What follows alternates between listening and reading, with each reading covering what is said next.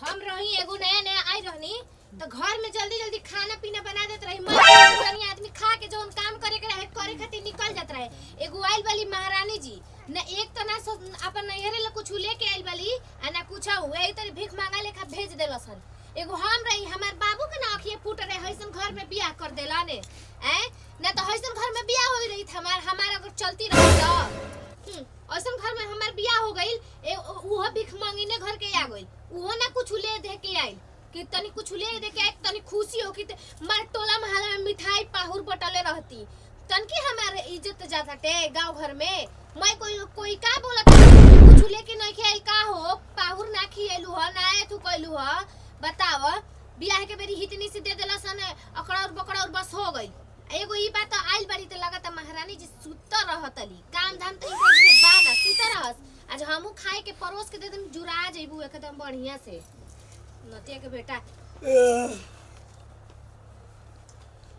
का दिन भर बकर बकर कइले रहतन एकदम तरह बुझात नहीं खेला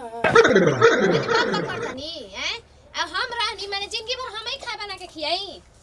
और तो का हो लेने हराइल बड़ी थोड़ा सा परेशानी होई अभी नया नहराइल बे तो नया नहर अपन छाव भाव ना नु दिखावे के चाहत रहे। अरे उनकर अभी समझ में नहीं खेलते हैं ना ऐसे तो रहुआ जैसे बोलो तनी जैसे लागत के राउरे मेहरारू होई पूरा पटीशन लेके लड़तनी।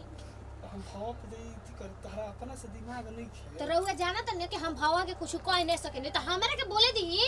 ना बोलम तो जिंदगी भर हमरा हड़कुलिया बजावे के पड़ जाई। देखो ऐसे मत करो अभी कुछ दिन उनकरा के अच्छा से रहे तो फिर ओकर बाद तारा के हो जे जब तनी बाजारे कहबू तो कुछ ले ले। माने शुरू में तो आईनी तो माने राउर भाई के तो हम कपड़ा लता खाना पीना सब कइबे कइनी अब राउर भवा हो के कपड़ा लता खाना पीना कुल करी ना। इतना नहीं क्यों करे के तो बोल द तार बहिने नु लगी हां तू बोल द कि देखो ऐसे मत करा जाए थोड़ा सा मिल बांट के चली के हमनी के इनके घर परिवार बाटे।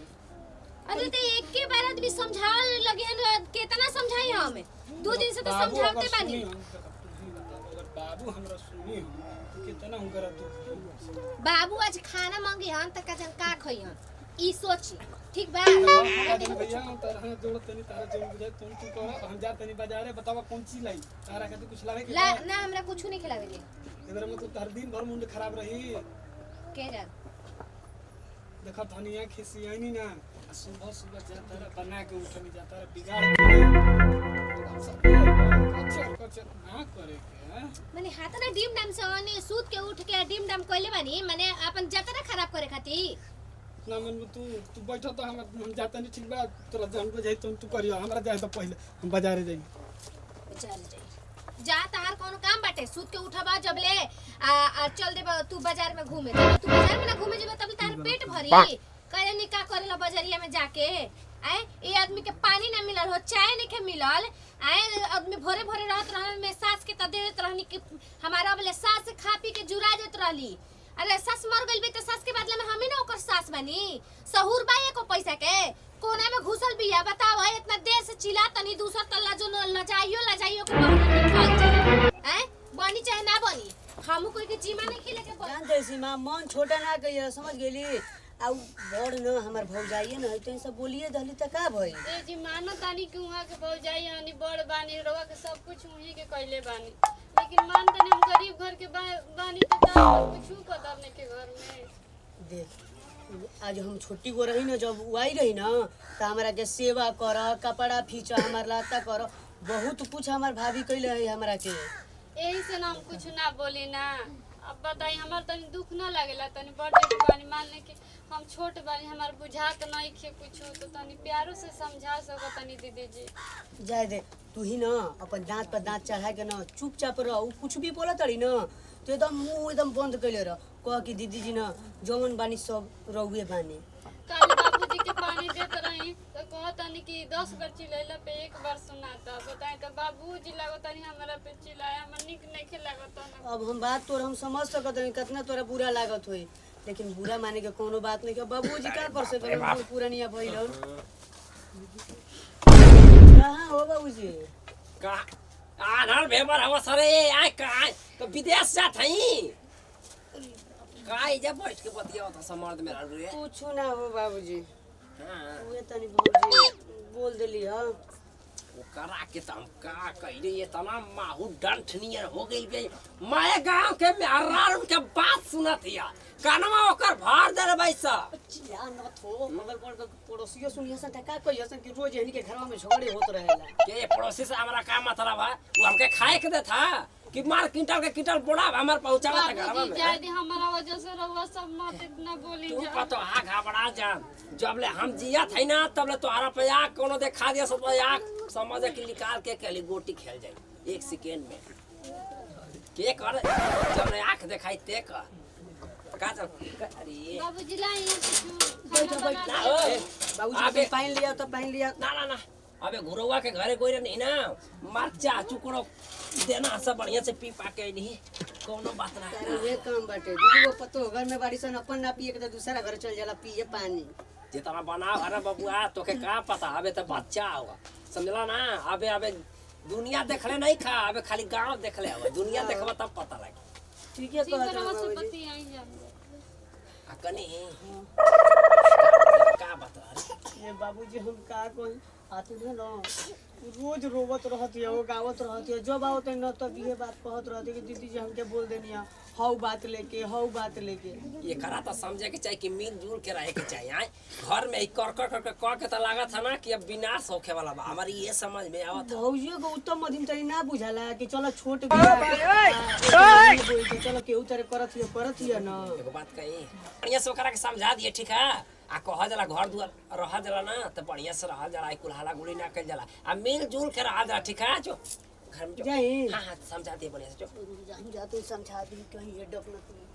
बाप रे बाप ई साला अगुआ हमरा के ठगवा देला सुगर सागर टिटेरी नियन लड़की दिवा देला सब वही में दहेज हमर समझ कि करार क के वो दहेज ना देला सा। आए इनकरा के जो ना करे के ना तवन होई का घबरा थे अबे तो मारे आंसू गिरावत है ना तो आंसू गिरी कोई पोछे वाला ना रही। ए पतहिया एकरा माई के लाइक है हो कभी कोमा में चल जलका। बड़ी चुपलूसी बतिया होता नहीं आती हरी देखो तनी रहुआ के पानी झाड़ा पानी मारता नहीं पानी देर पानी मार के जैसे हीरोगा बने देखो हम एक दिन रहुआ के तेल पानी मार दिया सुन चल जी मुंह पर टंगा जाए। वो बात सही कहत नहीं रे। रहुआ कुछ सोचा तनी ओकरा बारे में कि नहीं की सोचत सोचा था पूरा सोचा था कुछ नहीं कि रहुआ सोचत रहुआ के त हे करा घरे हो करा दुआर खाए से त फुर्सत मिली ना। अब का करबो 4 गो से लाग ओह नो कैसे हल्का फुकना डर सालो की ज्यादा तर करेरे रस दलो। ए भांजी रहुआ तक जानते बानी कि हम कैसन एकदम काली नागिन हनी हम त डसन त कहीं पानी तक ना पी सकेला कोई धीरे धीरे डोज देवो तनी अब एके हाली करल जी तो शौक न हो जाई। ये बात सही कहा ठीक है तो बढ़िया से समझ लो ना। अब बढ़िया से डोज दे दिया दिल हमावत है ना तनी तो हर दिमाग बहुत चलेला ई हम जानी ना कि तू लक्ष्मी नहीं हमारा खातिर पतो आओ हे बाबूजी हमरा रे पतो हनी हां वो तो अरे हमरा अंगवा गांव कोनो गलिया में के बोलिया सराड़ी आ एकदम छोटा नोच ले हम तुरंते मरी ज्यादा हम जाता नहीं ठीक है। बड़ी कैसे मरद मेरा नु कोन्ना में घुस गइल वसन घुस जा देखत तनी तेहू अपन मेहरारू को कोई दिन पहलवारी करत ले अगर एक दिन अगर ना ताके बाहर भेज के काट देनी जना तो कोई की का कहत रहे ना बोलिए।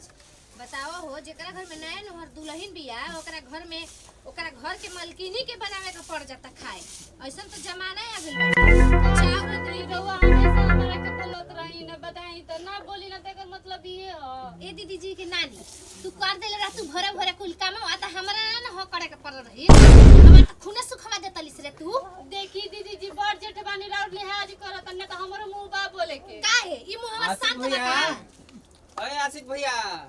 अरे भौजी आशिक भैया कहाँ बड़न? बैठी रहुआ त मागू कहीं के हमनी घरे के एकदम लाता किरिए खा लेले बानी कि जइबे ना करम। बड़ा सुंदर लगा तड़ू आज देखे में। हां ई सब रहुआ भैया के ना कमाल बा किरिए पट भिखारी घर के थोड़ी आनी। अरे 2-4 गो नौकर रख ले तू हो। आ सुनी ना भगवान करस कि ओइसन दिन हमारा आवे हम घर नौकर 4 गो हो खसन हई माटी से एकदम पक्का बन जाए। एगो आशिक भैया के लेके 5 गो। अच्छा अरे भगवान करे कि 5 गो का 6 गो हो कोई नहीं तरसे के बाजी हम मरद इतना सोना देखी लेकर दीदी जी सुघर बोली मत हमरा बुझाता है का भइल तारे कोची कहतनी हो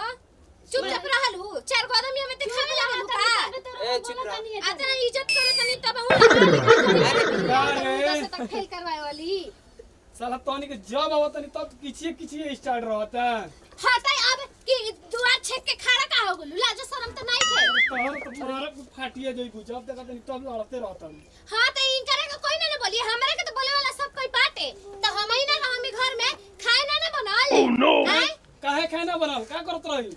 हम ही खाए बना खियाई सबके काहे तू ना बना सकत रहलू जाती भैया जी अब तू तो बोला मत जहिया से आइल बड़ तोहर नौटंकी हम देख रहल बानी भैया हम की कहत नहीं बोलिए ही तरी आज रउआ अपन नेरानू के मुंह देख के हमरा के लगन रह गए साला सब है करे चलता का हो गया भैया जब देखत नहीं तब समझा के नहीं खेला के एकदम में बाबूजी का समझे तब तू ना समझा सकत रहो एकरे के कतना समझे भैया जी आराम से तो बतिया हो सकता ना काहे के मारे के लिए के जरूरत नहीं बताई ना का घरा में होता रे मर तो मारस मर के मारस जी कितना दिन छिपाई बहुत ना छिपाई पर बहुत से तरह देख ले बड़ा आदमी आके डोंट बोले वाला ढेर मत बोला कम बोला तू ही फैसला कर का करे के बा का ना ढेर दिन हो कच्चा कच्चा घर में ई बताओ अभी खाना नहीं के बनल अभी तक अच्छा त खाना नहीं के बनला त माटी सरू खा के जा काम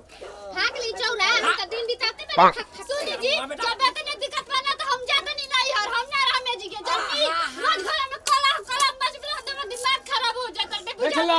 देखा दे ना समझे जाई तोहरो चुप रहे के ना चाहिए एक नंबर की घाटीहीन रहा है समझ गनी हैं लगत रहे नैहर में सूट उठा के पूरा पैजामा उठा के गली में लड़त रहे लड़की ना रही तो भाग गई आज तक हई कोड़ा बाहर निकलल बेटे ना हमारे बोलना के मतलब ई ना होला कि मान ला कि कपार पर चढ़ जा वाह रे भाई वाह आज तेहू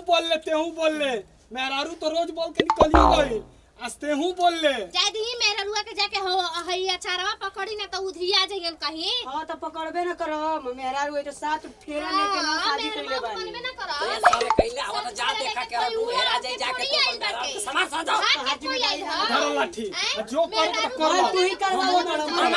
हम करवा थई सारे जला खबर मेरा जात न बानी हम